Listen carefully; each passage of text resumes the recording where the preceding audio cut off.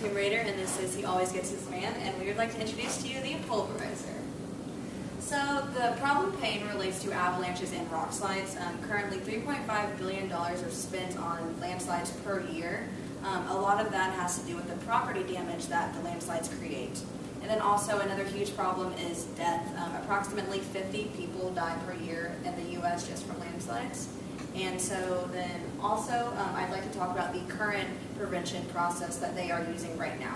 So what they're doing is they kind of eyeball it, is what we like to say, because they watch the weather and then they wait for that snow to come down.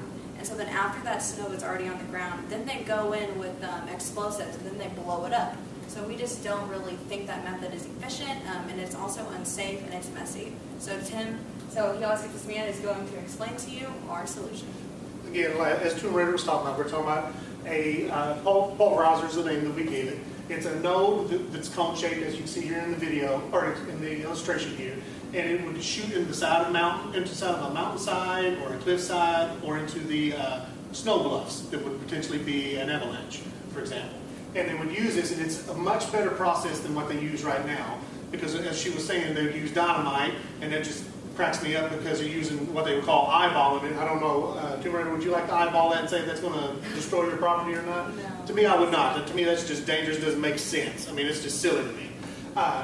But us using this pulverizer, then you'd be able to shoot this into the side of whichever thing you're doing, the mountainside or the snow bluffs, and it's a controlled process. You can control it 100% by the vibration. It creates a vibration. Think of it like a little earthquake, but not so severe. And it's 100% as far as the intensity on how much you want to do it. And what we're looking at here, it's an A prevention. It's an action, not a reaction. You're not waiting for something to happen. And that's what we're explaining here that she was talking about. We've got the weatherman that's in there predicting we're going to get 40 feet of snow. And according to the way they do it now from our research, they just eyeball it and go, yeah, I think that snow is going to cause an avalanche. And they take it and throw dynamite on it and try to solve the problem this way.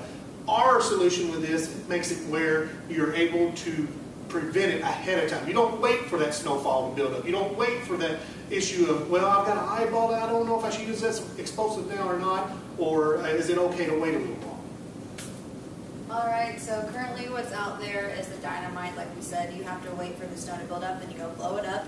And then the second thing that's out there, it's called barriers, and we kind of view them as like little picket fences. So they just put like this little fence on the side of a mountain or the side of a hill, and then they think that that's going to prevent the rocks, and it does stop some of them, but it depends on their size.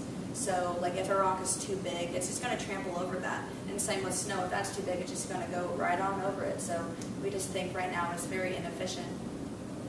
And so with the opportunity size and who it affects, so 6.8 billion people actually live in mountain areas who have to like worry about this all the time because that's where their home is.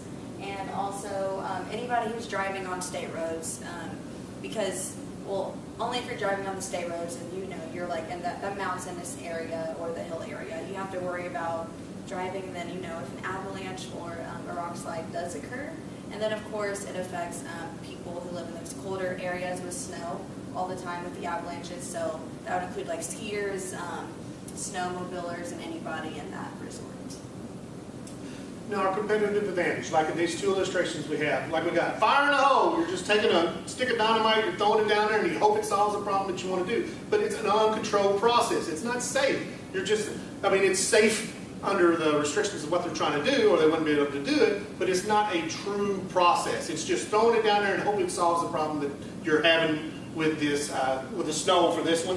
And for this illustration here, as you see, there's 4 or 5 gentlemen standing on the side of a mountainside or a cliff. And they're sitting there using this angle iron, trying to knock all this stuff down here. They've got all this stuff wrapped around them, stuff like that. It's just so unsafe. Someone's is going to and can't get hurt. It's just uncontrollable. And as far as the process, it's just inefficient and dangerous. I mean, it's going to cost time and energy, and it just doesn't make sense. And our pulverizer, it's going to solve that problem. It's going to solve the time, make it safer. They're just shooting this stuff up into the side of the cliff or the snow bluff, and they're shaking it. They're just pushing the button like the button I got on my hand that controls this process. It's going to prevent it from happening ahead of time. Again, an action, not a reaction to what's going on, to try to help solve the process and make it a lot better. So in conclusion, the pulverizer just makes a lot more sense. And the question is, why wouldn't you buy it? Thank you. All right.